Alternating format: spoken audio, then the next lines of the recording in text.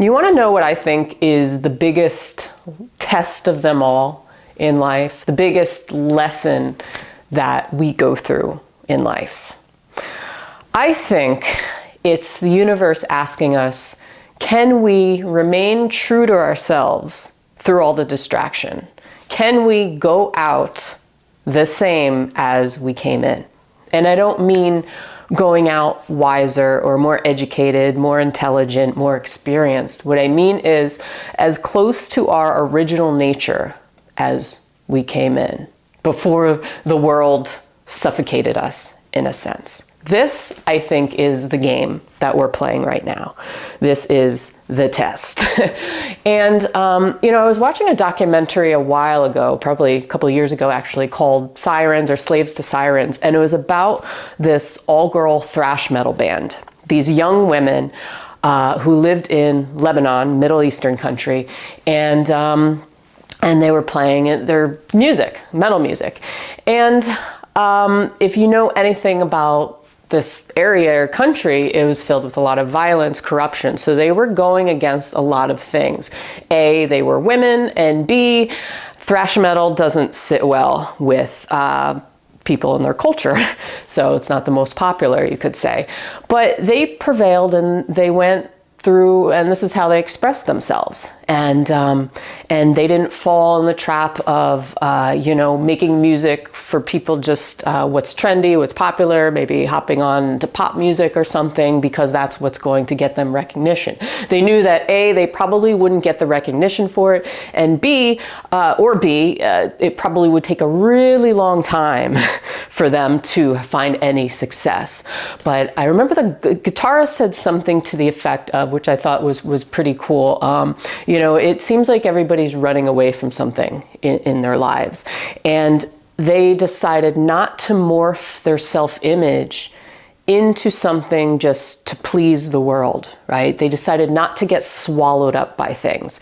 They decided to remain connected to who they were, what they loved to do, and how they creatively expressed themselves, whether or not people resonated with it. So this is kind of what I'm talking about. And it doesn't matter what you do, it's more how you move throughout the world. Okay, you can do anything in life, but it's how you're doing it, how you feel, what kind of energy, do you feel connected or creatively connected from it? And I think this is the test that the universe, the cosmos, gives us in life. It's, just when we feel like we are connected or we're being true to ourselves, it's like the game. The universe throws us more opposition, more opponents, more distractions to try to get us off track again. So this is the game, and how high you score in the game is up to you. It's up to us, right? How we do it. Can you go out as creatively connected as you came in?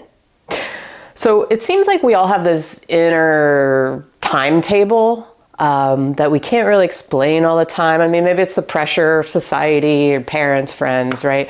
But this inner timetable that says, okay, if I'm not doing enough, or I don't feel like enough, or I haven't connected to myself by this date or this time, or I feel uneasy suddenly, we start to doubt ourselves, right? Whatever path, whatever road we're going down in life, we begin to doubt ourselves, and that's where we take ourselves or get farther away from our original nature, our original self, who we are beyond all the layers. When I say original self, authenticity is not only about being vulnerable and expressing yourself certain ways, but it's who you are consciously, who you are underneath all the layers of the clothes you wear and the images you put on every single day, the archetypes you fit into, beyond your skin, beyond your bones, beyond your organs. Like, who are you consciously in this world? How are you moving throughout the world, right? How creatively connected do you feel? And this timetable, what happens is, if we feel like we're not doing enough, we start to doubt ourselves at a certain point. And when we start to doubt ourselves, we suddenly move from connected to feeling rejected, right? We move from being a creator to being just a human being in our ego. The world, as we know, is moving at really high speed, really fast pace, and sometimes we feel like we can't keep up. But what happens, we're all connected to each other and to things, but we lose connection with ourselves with all distractions. So this is the game I'm talking about. The scoring in the game is being able to have those distractions, being able to have those opponents, being able to be thrown off track constantly in life, or just when we feel really good, or we think we're getting ahead in life, or being successful, or we found our purpose and meaning in life, something throws us for a loop and rocks our world. This is the obstacle, I guess you could say, the true test. Will we prevail? Will we keep going amidst all the chaos? Right? And distraction. So, you know, I just want you to think about it. Where you are in your life right now.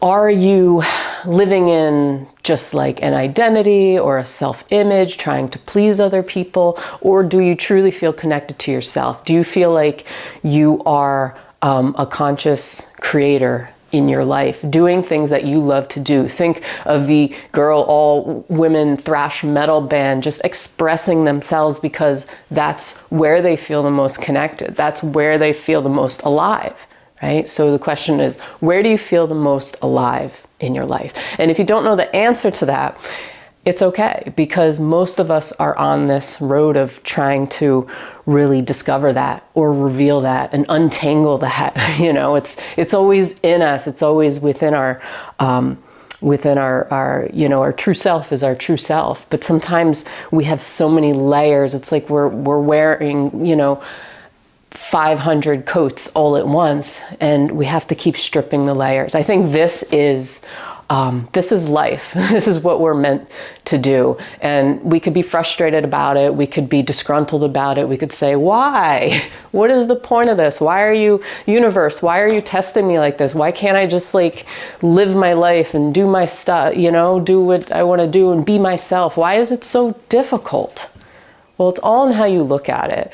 You know, the external world can swallow us up if we're not careful.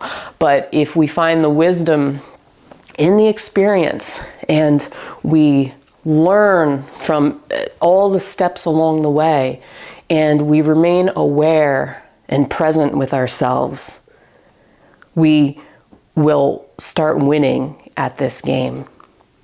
You know, not winning in the aspect of ego, like, ooh, I got a high score and I'm gonna, you know, now I'm gonna be, I don't know, all the way at the top of the chain. I'm gonna be successful and have money and power. Well, maybe you're looking at it wrong, right? It's seeing the world through different eyes, and it's seeing your life through a different lens. And all these experiences that you're going through, everything that you're going through right now, I think is for a reason. I think is all part of this test, this game, where we're really supposed to get back to our most simplified, original nature in life, and not always think that the most important things in life are money and power and control and having, you know, my family or my friends like me and acknowledge me. Self-awareness, this is one of my favorite quotes, self-awareness is the key to self-mastery, or something like that, okay? So it's taking everything around you and using that to propel you to just like find where you really can express yourself, where you feel the most connected in life, okay? Again, it's not what you do, but it's how you do it, it's the feeling that you get from stuff in life. And it can be simple, or it can be complex, or it can be whatever it is. But yeah, so that's all I got today. But anyway, I appreciate you watching, supporting this channel. I really, really do. Make sure you hit that like button, subscribe if you haven't done so. I put out new videos every single week for you on all kinds of cool topics. If you have any ideas, anything you know, you'd like to hear about, or anything you're struggling with, please leave a comment below. Let me know. And on that note, have a great day, and I will see you on the next video. Peace.